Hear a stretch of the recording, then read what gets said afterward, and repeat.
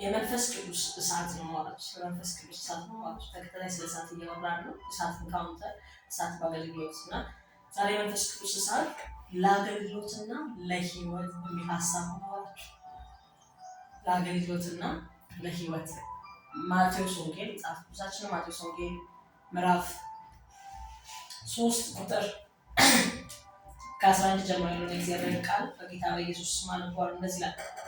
እኔስ ለንስሐ በውሃ አጠምቃችኋለሁ፣ ጫማውን እሸከም ዘንድ የማይገባኝ ከኔ በኋላ የሚመጣው ግን ከኔ ይልቅ ይበረታል። እርሱ በመንፈስ ቅዱስ በእሳት ያጠምቃችኋል። መንሹ በእጁ ነው፣ አውድማውንም ፈጽሞ ያጠራል፣ ስንዴውንም በጎተራው ይከታል፣ ገለባውን ግን በማይጠፋ እሳት ያቃጥለዋል። ይሄ ለጥምቀ ዮሐንስ ነው ስለ ኢየሱስ ክርስቶስ የመሰከረው። እሱ አለ በመንፈስ ቅዱስ በእሳት ያጠምቃችኋል። ኢየሱስ ጌታ። ዛሬ ማወራችሁ ስለ መንፈስ ቅዱስ እሳት ነው። ቀድሞ ባለፉት ጊዜያቶች መንፈስ ቅዱስ እሳት በኤልያስ ህይወት ኢንካውንተር አድርጎ ለፍርድ ይመጣል፣ ለእሳት ይመጣል፣ ለዚህ ነገር ይመጣል ብያችኋለሁ እና አምላካችሁ ለመግለጥ ይመጣል።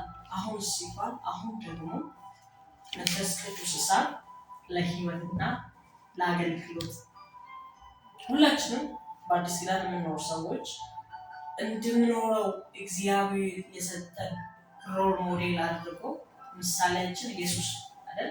ክርስቶስን ለመምሰል እናገለግላለን። ክርስቶስን ለመምሰል በእግዚአብሔር ቃል እንታነጻለን። ክርስቶስን ለመምሰል በመንፈስ ቅዱስ እናደርጋለን። ክርስቶስን ለመምሰል ደግሞ ሁሉን እናደርጋለን። ሐዋርያው ጳውሎስ እንኳን ስለ ኢየሱስ ሲመሰክር እኔ ክርስቶስን እንደመሰልኩ ነው እናንተን የምሰሉ ብሎ ክርስቶስን ለመምሰል ማደግ ክርስቶስን ወደ መምሰል ማደግ እንድንችልበት ህይወትን እንድንማርና እንድንለማመድ ነግረናል። ዛሬ የመንፈስ ቅዱስን እሳት ከአገልግሎት አንጻር ደግሞ ከህይወት አንጻር ሞሮፍ ከህይወት አንጻር እናያለን። በምንኖራባቸው የምድር ያንዳንዱ ሲስተሞች ላይ የምድር ዓለም ላይ ወደድንም ጠላንም የምንመስለው ነገር አለ። ወደድንም ጠላንም የምንመስለው ነገር አለ። እናንተ ክርስቶስን መምሰል ካልፈለጋችሁ ሌላ መምሰል የምትፈልጉት ነገር አለ ማለት ነው። ክርስቶስን ለመምሰል ማትተጉ ከሆነ ሌላ ለመምሰል የምትፈልጉት ነገር እየተካችሁ ነው ያላችሁ ማለት ነው። ሁለት ነገር ነው ያለው። አንዱን መፈለጋችሁን አንዱን አለመፈለጋችሁን ነው የሚያሳየው። ለመምሰል የማይፈልግ ከሆነ ሰው ክርስቶስን ለሌላ ነገር መምሰል ይፈልጋል ማለት ነው። ሌላ ነገር መምሰል አይፈልግ ማለት ክርስቶስን ለመምሰል ይፈልጋል ማለት ነው። በዚህ ምድር ላይ ስንኖር በሁለት አንዳንድ ነገር ዲሲሽኖች በሁለት ነገሮች የተሞሉ ናቸው። ምን ሲባል አንዱን ትወዳላችሁ፣ አንዱን ትጠላላችሁ። ኢየሱስ ራሱ እንደተናገረው ለሁለት ጌቶች መገዛት አይቻላችሁ። ወይ ሰው አንደኛውን ይወዳል፣ አንደኛውን ይጠላል፣ ወይ አንደኛውን ይጠላል፣ ወይ አንደኛውን ይወዳል። ከሁለቱም ለሁለት ጌታ መገዛት ስለማይቻል አንዱን ወዶ አንዱን ይጠላል ማለት ነው። ሰው ዛሬ የመንፈስ ቅዱስ እሳት በመንፈስ ቅዱስ እሳት ማጥመቅ የሚችለው እርሱ ክርስቶስ ኢየሱስ።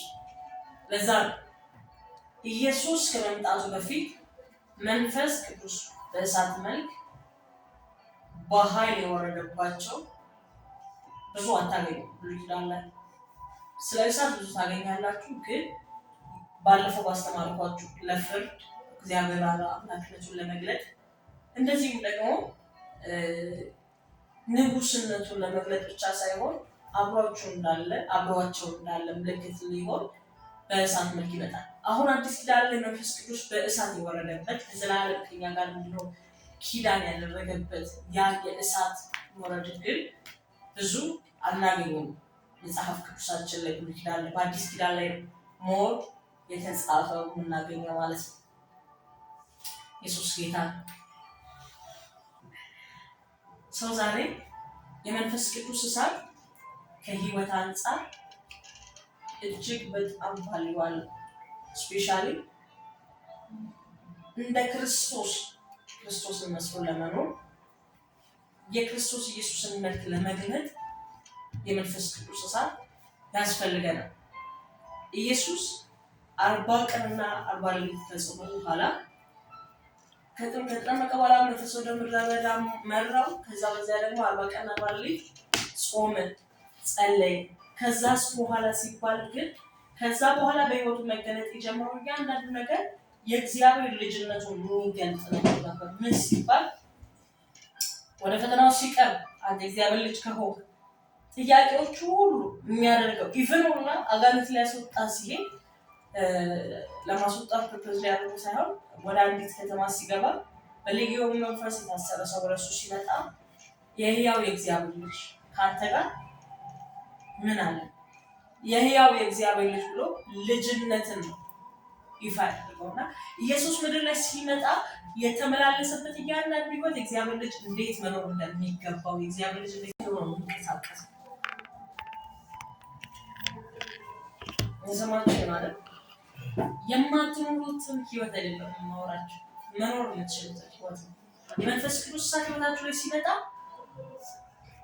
እናንተን ይሰራችኋል ብያችኋል። መጀመሪያ ጊዜ ከእናንተ የማያስፈልገውን ነገር በሙሉ ያወጣዋል። እንዳትቀደሱ የሚከለክላችሁ ነገር፣ ለእግዚአብሔር ክብር በኃይል እንዳትገልጡ የሚከለክላችሁ ነገር ከእናንተ ያወጣዋል። ኢቭን ዲዛይር ቢሆን ፍላጎት ቢሆን እንኳን በጣም የሚያይ ሰው በመንፈስ ቅዱስ እሳት ኢንካውንተር ሲደረግ ፊልም ማየት አብዝቶ ፊልም ማየት ያውቃል።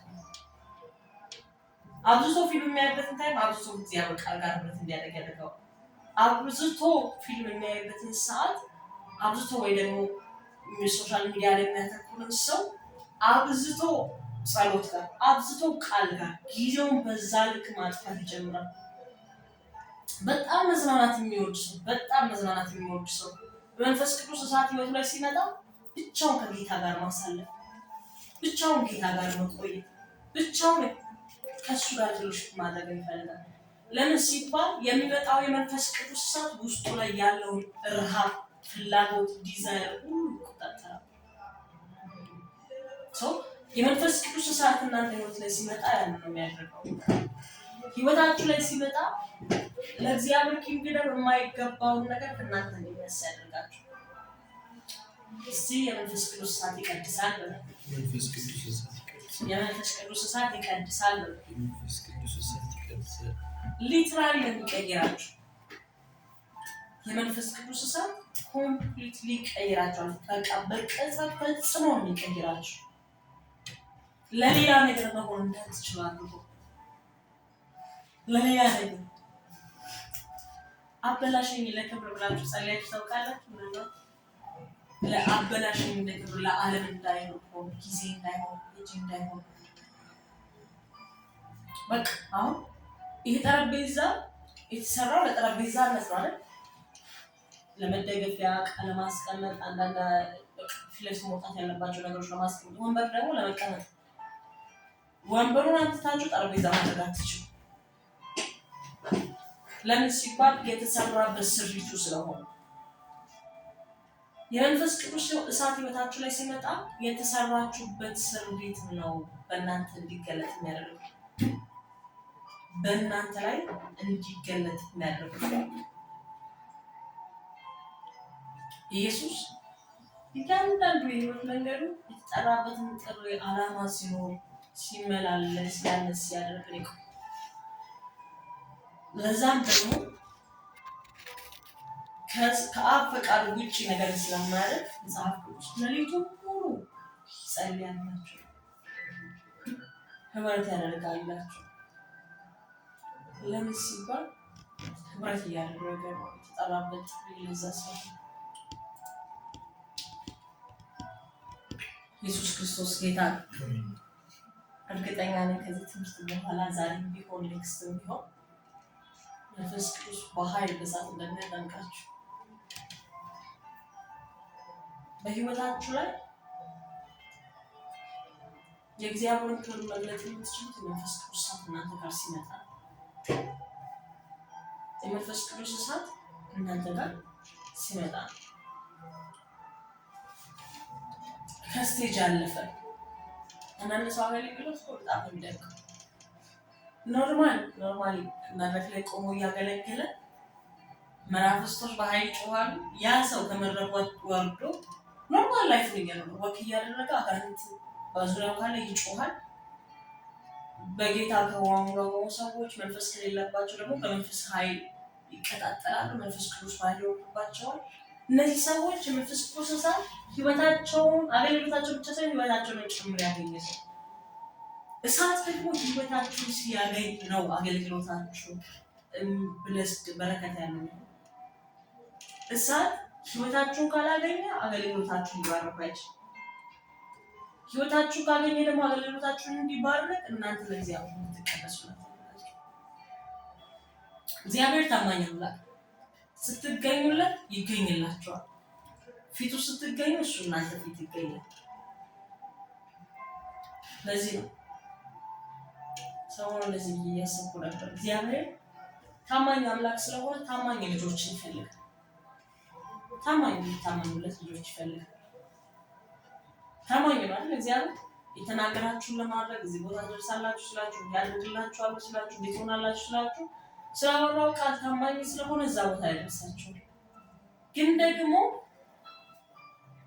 በኃይል እግዚአብሔር ክብሬን በእናንተ ገልጣለሁ ካላችሁ እግዚአብሔር ስለታማኝነቱ ክብሩን በእናንተ እንዲገልጥ እሱ ይገኛል።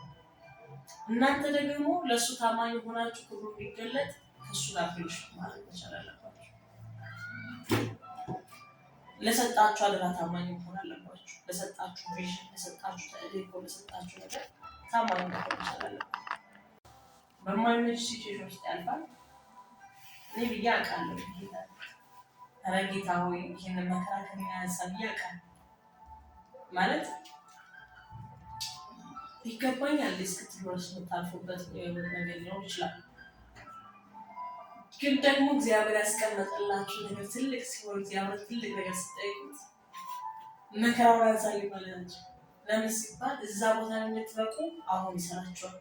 እዛ ጋር በጣም ትሁት እንድትሆኑ ስለሚፈልግ እግዚአብሔር እዚህ ጋር በደንብ ስበርበሩ ነበር ያላችሁ ትዕቢታችሁን እስኪራገፍ ይሰብራችኋል። እዛች ጋር እኮ በጣም ቆንጆ ሆናችሁ እንድትቀርቡ ሲፈልግ አሁን እዚህ ጋር በደንብ አድርጎ ይሰራችኋል። ታውቃላችሁ አይደል? ምግብ ራሱ በባህሪ በጣም ጣፋጭ የሚሆነው በደንብ ቆንጆ ተደርጎ ሲሰራ አይደል? በደንብ ሲቀመም ያ ምግብ የሚሰራ ሲያውቀው እና ብዙ በእሳት ውስጥ ማለፍ አለበት። የምትበሉት ምግብ በእሳት ውስጥ ባለፈ ቁጥር የዛን ያክል ጣፋጭነቱ የዛን ያክል በጣም ቆንጆነቱ እየጨመረ ይመጣል። ለዛ ነው በእሳት ውስጥ ብዙ ሰው በእሳት ውስጥ ነው የሚቀመመው። የመንፈስ ቅዱስ እሳት ህይወታችሁ ላይ ሲመጣ ህይወታችሁ ነው የሚቀመመው፣ ህይወታችሁ ነው የሚሰራው፣ ህይወታችሁ ነው የሚቀይረው። እኔ ታላላቅ ኢንካውንተር ያገኘኋቸው ቀናቶችን አስታውሳለሁ። ስፔሻሊ በኃይል መንፈስ ቅዱስ በእሳት በጣም የነካኝ ጊዜ አስታውሳለሁ። ከዛም በኋላ ዲዛይር ተቀይሯል፣ ፍላጎት ተቀይሯል። ማሳልፈው ከጌታ ጋር ጸሎት ድካም ሆኖ አይደለም። ጸሎት ይሄ አለመጸለይ የማትችሉበት የህይወት ክልል ውስጥ እንደዛ አይነት ነገር ውስጥ እስክትገቡ ድረስ ታልፋላችሁ። እና ማርቆስ ወንጌል ምዕራፍ 9:49 ላይ የሚለው ቃል ይሄንን ነው። ሰው ሁሉ በእሳት መስዋዕት እንደጨርቅ ነው። የመስዋዕት መቀመሚያው ጨው ናት። ጨው ከሌለ ሰው ህይወታችሁ አገልግሎታችሁ እንዲቀመም እሳት ያስፈልጋል ማለት ነው። በጣም ደግሞ እንድታውቁ የሚፈልገው ነገር በጣም ወደፊት አሁን እግዚአብሔር አብረን ብዙ የምናገለግልባቸው ብዙ የአገልግሎት ቪዥኖች ስላሉ ኪንግደም ውስጥ ብዙ ስራ ውስጥ ስለሚኖራችሁ በፍጹም አገልግሎትና ህይወትን ነጥላችሁ ናታች። ምን ማለት ይመስላችሁ? ህይወታችሁ ላይ የማይገለጠው ነገር መድረክ ላይ እንዲገለጥ ይስጥላል። ምነው ቃል የገባችሁ መድረክ ላይ ፍቅር እንደሆናችሁት ከመድረክ ስትወርዱ ፍቅር ነው። ሁለት ተመረቅ እኔ ራሴ እጠይቃለሁ። አብረውኝ ያሉት ሰዎች ጓደኞቼ እቤቴም ስለማመጣቸው እቤትና ቸርች ቤትና መድረክ ላይ እንዴት ነው ባህሪ ብዙ አይነት ነው እንዴ ማለት ቼክ አደርጋለሁ። መድረክ ላይ ትኩት እንደሆናችሁ ከመድረክ ስትወርዱ ኖርማል ላይፋችሁ ትንትና ይኖር መድረክ ላይ ራሳችሁን በመግዛት እንደምትንቀሳቀሱ ከመድረክ ስትወርዱ ራሳችሁን በመግዛት እግዚአብሔርን እንደምትፈሩ መድረክ ላይ ከመድረክ ስትወርዱ እግዚአብሔርን በመፍራት ኤቭሪ ነገር ስታደርጉ እግዚአብሔርን እያሰባችሁ ነገር ማለት የዛን ጊዜ ቤታችሁ፣ መድረካችሁ፣ ህይወታችሁ ተሲል የሆነ ላይፍ ይኖራል። አንድ ዘማሪ ሲዘምር ለዚህ አለ ተማታይ ይመስለኛል ብቻ የኖርኩትን ኑሮ እንድናገር እርዳኝ ሲዘምር ምን ማለት መሰላችሁ? መዝሙሩ ያልኖረበት እንዳይሆን የኖረበትን ላይፍ እንዲዘምረው ላይፉን አንዳንድ ሰው እኮ ላይፉንና ጸጋውን ለይታችሁ ማየት አትችሉም። ህይወቱንና አገልግሎቱን ለይታችሁ ማየት አትችሉም። በቃ ተሲም አይነት ባህሪ ያላችሁ ሰው አገልግሎት አገልግሎት ላይ ኤክሰለንስ አለ። ከአገልግሎቱም ደግሞ እንትን ሲል ኖርማል ደግሞ ስታገኙት ደግሞ ኖርማል ላይፉ እንደዛው ኤክሰለንስ አለ። አገልግሎቱ ላይ እግዚአብሔር ጋር እግዚአብሔር ጋር እዚህ ጋር ፍቅር ነው፣ እዚህ ጋር ፍቅር በፍጹም አትለዩ። ሰዋል ተመሳሳይ የሆነ ካራክተር ያላቸው በቃ ላይፋችሁ መድረክ ላይ ሲመጣ እንደዛ ነው መሆን ያለበት። አገልግሎት ላይ ጌታችሁ አገልግሎት ስትወዱ እንደፈለጋችሁ ለመሆን የምታስቡ ጀነሬሽን ናት። የበንኪንግ ደም የሰማይ መንግስት የሚገልጥ ኃይል የሰማይ ኃይል ደግሞ ደስ ይላል። በጣም የሚደንቀኝ ዮሐንስ ወንጌል ምዕራፍ 1 ላይ እግዚአብሔርን ያየው እንኳን አንድ ሴት ያገዛ ልጁ ግን ተረከው ይላል። እግዚአብሔርን እንኳን እናውቀው ነበር ያየው እኮ ይለማን ነው ኢየሱስ መጥቶ ምን አይነት ፍቅር እንደሆነ፣ ምን አይነት የዋህ፣ ምን አይነት ትሁት እንደሆነ፣ ምን አይነት ቸር እንደሆነ፣ ምን አይነት መልካም እንደሆነ፣ ምን አይነት በጎ እንደሆነ ኢየሱስ ነው ታሳየው። ልክ እንደዚህ የሰማይ መንግስት ሰማይ ላይ ያለው በሰማይ ያለው እርሱ የአብ ፍቃድ የክርስቶስ ኢየሱስን መልክ በምድር ላይ መግለጥ እንድንችል የመንፈስ ቅዱስ ያስፈልጋል። ያ እሳት ደግሞ ኢየሱስ ክርስቶስ ሞት ድል ከተነሳ በኋላ ወደ አብ ሲያርግ በመንፈስ ቅዱስ አማካኝነት እኛ ውስጥ ይወርድ እኛ ጋር ሳለ መስራት ይመጣል። የመንፈስ ቅዱስ እሳት ህይወታችሁ ላይ የሚመጣው በመንፈስ ቅዱስ ስትሞሉ እለት እለት ከጌታ ጋር ፌሎሺፕ ስታደርጉ በእግዚአብሔር ቃል ስታጠቁ ስትጸልዩ በዛ ውስጥ የመንፈስ ቅዱስ እሳት በእናንተ ህይወት ላይ በኃይል መገለጥ ይችላል። ውስጥ ያለውን ያለው ጳውሎስ ለቲሞቴዎስ አንተ ውስጥ ያለውን እሳት እጅ በመጫን ያቀጣጥላል። ውስጡ እሳት አለ፣ መንፈስ ቅዱስ እሳት አለ። ነገር ግን በዛ ውስጥ የእሳት በኃይል መቀጣጠል የሚችለው ከመንፈስ ቅዱስ ጋር ባለው ፌሎሺፕ ከመንፈስ ቅዱስ ጋር ባለው ህብረት። ሁለተኛው እሳት የመንፈስ ቅዱስ እሳት በህይወታችሁ ላይ መጣው በኢምፓርቴሽን። ብዙዎቻችን በፌሎሺፕ ይሄንን ነው ዲቴል የምናውቀው ከመንፈስ ቅዱስ ጋር ፌሎሺፕ በማድረግ በመጸለይ የመንፈስ ቅዱስ እሳት በእኛ ውስጥ በኃይል እንዲቀጣጠል ያደርጋል። በኃይል ቦታችን እንዲቆጣጠር ያደርጋል። ከቃሉ ጋር በአምልኮ በጸሎት ህብረት ባደረግን ቁጥር የመንፈስ ቅዱስ በኃይል መቆጣጠር ያደርጋል። ሌላው ሲባል የእምነት አባቶች አሉ። ታላላቅ እግዚአብሔር የተገለጠባቸው እግዚአብሔር ጸጋ የተገለጠባቸው ያሉ ሰዎች ከነሱ በኢምፓርቴሽን እጅን በመጫን ያቀጣጥላሉ። በጣም ሳምንት ያን ነው የምናደርገው። ኢየሱስ ጌታ ነው።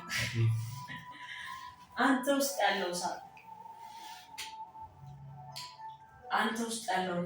አቀጣጥል።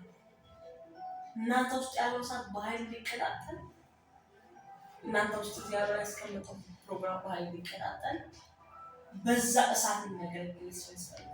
እኔም በኢምፓርቴሽን አምናለሁ። መጽሐፍ ቅዱስም ስለሚያበረታታ ደግሞ አብዛኛው ጋር ጀነራል የእምነት አባቶች የመንፈስ ቅዱስን እሳት በህብረት ብቻ ሳይሆን በኢምፓርቴሽን ስለተቀበሉ አይደል? ለዛ ነው ያለው ሪያሊቲ እኮ ነው ምንለው። እጅ በመጫን ስለተቀበሉ ከነሱ ጸጋ ስለተካፈሉ ከነሱ መንፈስ ስለተካፈሉ ያንን መንፈስ በኃይል ያስቀጥላል። የመንፈስ ቅዱስ እሳት በህይወታችሁና በአገልግሎታችሁ ላይ የሚመጣው ከእሱ ጋር ባላችሁ ፌሎሺፕ ነው። ሁለተኛ በመንፈስ ቅዱስ በመሙላት ነው። ሁለተኛ በኢምፓርቴሽን ኢምፓርቴሽን የምታደርጉት እጅ በመጫን ብቻ ላይሆን ይችላል። ምናልባት እነዛ እግዚአብሔር መንፈስ የተገለጠባቸው ያሉ ሰዎች መጽሐፍቶችን በማንበብ ሊሆን ይችላል።